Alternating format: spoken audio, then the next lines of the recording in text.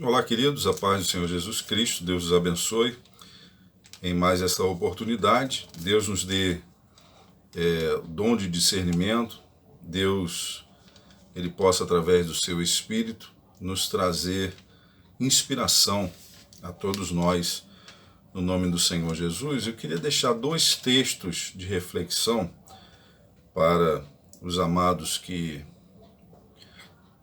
participam desse trabalho.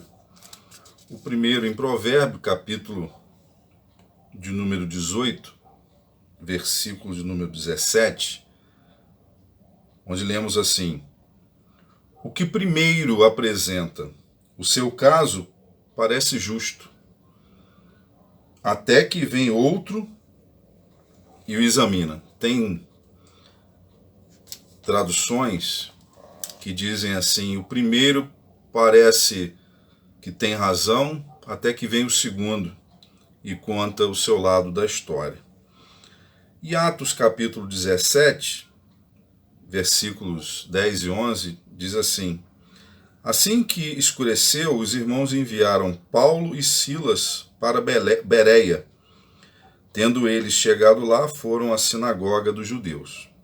Ora, estes foram mais nobres do que os de Tessalônica, pois de bom grado receberam a palavra, examinando cada dia nas Escrituras se essas coisas eram assim. Amém? Imagine então o seguinte, dois textos que nós participamos agora. O primeiro falando do outro lado da história. Não só uma informação, não só uma checagem, mais de uma checagem. E lá em Atos dos Apóstolos fala de um grupo de pessoas que, quando ouviram a informação da pregação das Escrituras Sagradas, das coisas espirituais, trataram, os bereanos, eles trataram de checar o que o apóstolo Paulo falava com a profecia antes anunciada. Por que esse povo fazia isso? Esse povo, Bereia era uma cidade da Macedônia e, neste tempo aqui, lógico, sob o domínio de Roma, carregavam eles, claro, uma questão cultural de uma cidade, uma das principais cidades da Macedônia, então uma cidade grega, uma cidade de história grega, de história de Alexandre Magno, quer dizer, de domínio, né? Uma história que carregava um passado glorioso, enfim. E chega uma hora que são tantas as culturas, e eles aqui participavam disso, são tantas informações culturais e tantas informações religiosas, tantas constatações ou invenções de um lado e de outro, que esse povo aqui, quando ouviu o apóstolo Paulo, sobretudo mulheres de alta noção de intelecto ali, também homens, claro, mas sabe aquela coisa, aquele ditado antigo que diz assim: eu estou cansado de ser enganado, né? Eu acho que tem uma hora que todo mundo quer conhecer a realidade, mas assim, sem noções de informações, palavras demais que parecem formar uma frase, parecem formar um entendimento, mas não montam nada real, entende?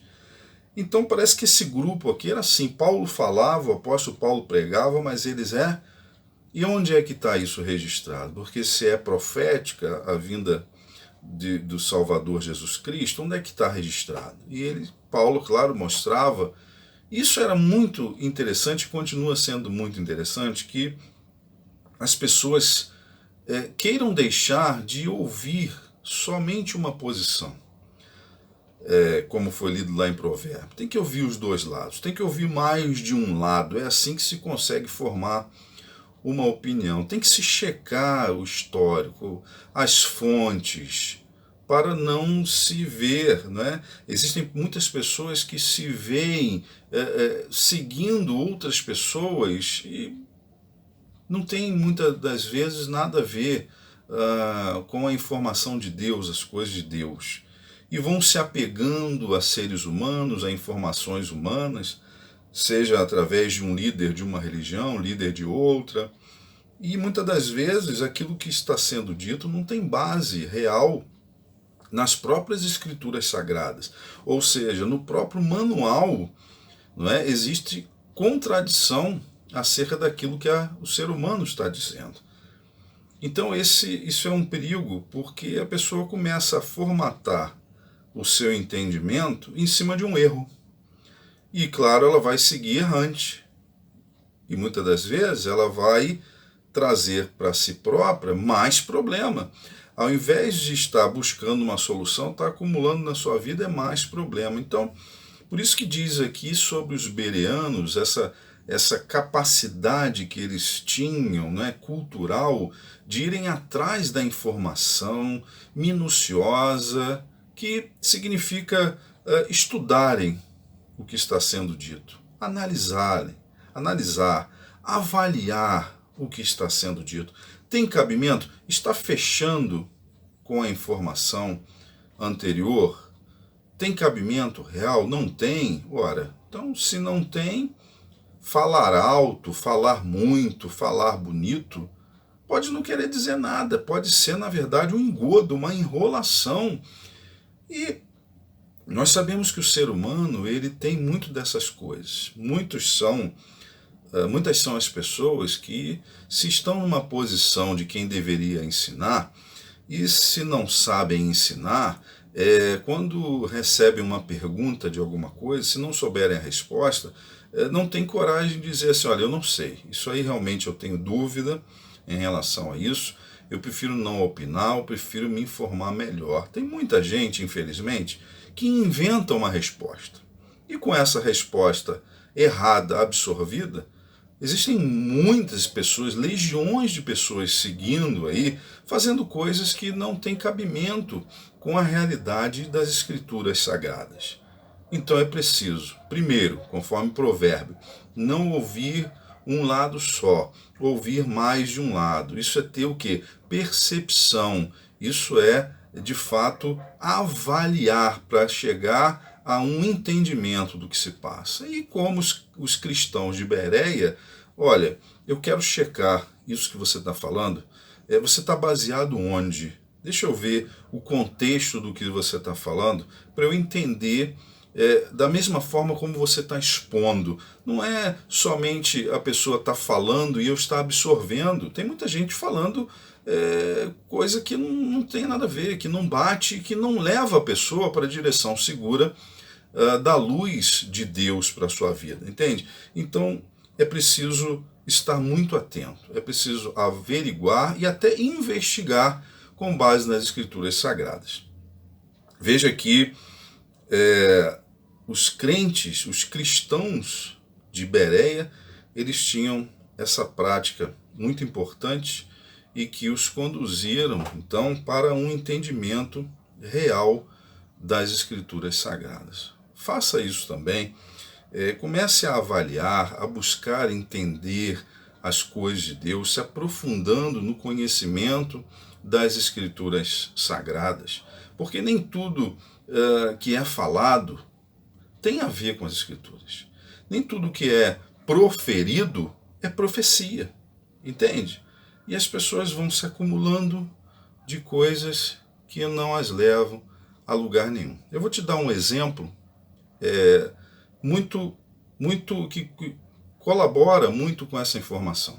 Por exemplo, o segundo mandamento da lei de Moisés, dada por Deus, lá em Êxodo, o segundo mandamento qual é? Olha, Deus fala, não faça idolatria.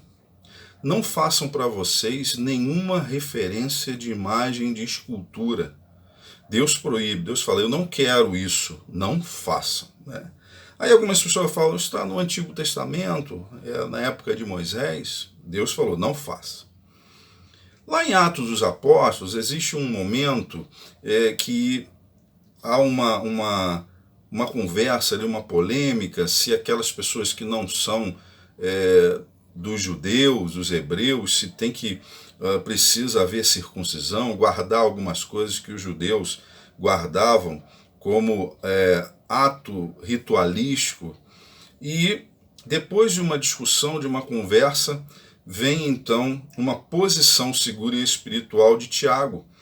E dentre as coisas que passam a ser anunciadas, dentre aquelas coisas, uma delas acaba com qualquer situação atrelada a ídolo, a imagem de escultura. Não faça, não reverencie, não faça sacrifício, nada em relação às imagens de escultura. E mais à frente, no final, no livro de encerramento, da revelação de Apocalipse pelo apóstolo João, diz lá também, no capítulo 20, é dito assim, olha, a idolatria vai culminar, os idólatras não vão herdar a vida eterna, vão para o inferno. Sabe o lugar onde o desfecho é horrível, horrendo, onde não há aproveitamento da alma e do espírito para a sequência dos propósitos de Deus? Então está dito lá em Apocalipse, olha só, os idólatras, quem pratica isso, não vai herdar, vai para o inferno. É isso que está dito. Então veja, lá em Êxodo 20 diz, não faça para você imagem de escultura. Não viva com base nisso. Deus proibiu. É porque ele proibiu, porque se ele não tivesse proibido, eu estava aqui agora com uma do meu lado. Entende?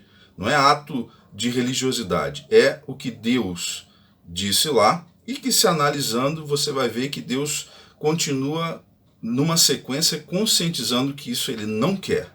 Ele não quer. Não é o que eu quero, é o que Deus quer. E Deus não quer que isso seja feito. Então ele proibiu idolatria e uso de imagens de escultura. Permitiu um monte de outras coisas, mas proibiu algumas coisas. Essa é uma delas. Aí vem o Espírito Santo e vem mais uma vez dando sequência a isso, dizendo, olha só, vocês não precisam cumprir todos os ritos, da lei. Agora, idolatria, não. Nada referenciado a ídolo, a imagem de escultura. Nada disso vocês podem fazer. Disse mais algumas coisas, é claro, mas é que eu estou focando nisso. Então isso não pode fazer. E lá, então, em Apocalipse, João vem cheio do direcionamento de Deus, de Jesus Cristo, e fala, idólatra, quem tem isso como referência na vida, não vai herdar. Porque ele chamou Deus, ele chamou a atenção no início, chamou no meio e chamou a atenção para o fim também. Ele não quer. Então, querido, não é porque eu nasci numa cultura, e nós brasileiros temos muito disso, Nós temos um pouco do aspecto cultural dos indígenas,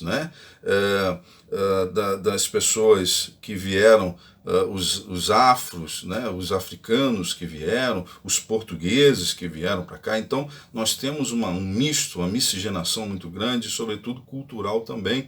Então nós acabamos pegando muitas das vezes um pouco de cada um e não somos uma coisa só, nós somos um pouco de tudo, mas para Deus essas coisas não funcionam. Deus, ele quer ser o tudo na nossa vida.